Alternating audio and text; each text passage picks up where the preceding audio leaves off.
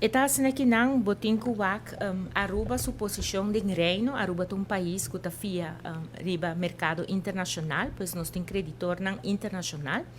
Nós temos uma situação que ainda que botin débito grande, de qual ora e não botin certo margem não que bota aguanta para por cumprir com o creditor não internacional. Agora que não pe pandemia nós atrás débito grande com Holanda, caminha que tem que pôr in aqui que tá modalidade não para pagar back, e sei também bem acerca de lo qual já acaba nós tem.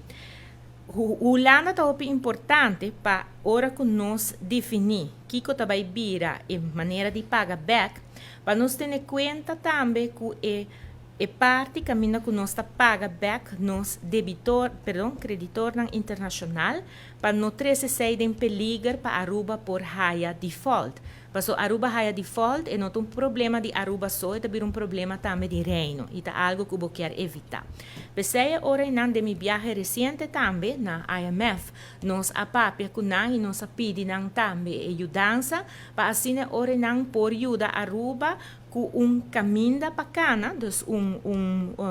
para pôr path, maneira nós temos, dus caminho com mirando a situação que Aruba tem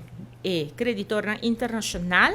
e ora na deve com Holanda como tem que estruturar essa aqui de maneira que Aruba porque da cumpre com seu dever financeiro e dengue parte é mais claro for de expertise de IMF caba bosa que tá onde costam que não e não chega de indicar se acaba que se Holanda quer para nós por hasi essa aqui da uma maneira bom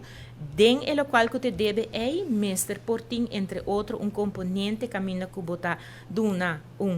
kwijtschelding of lo qual te bire condicionam para pagar mestre baita den hopi anya para assim ora e não treze peso extra e não pone Aruba den situação que ele por default dus queda sim por cumprir com a parte internacional e junto com ele ora não treze reino den problema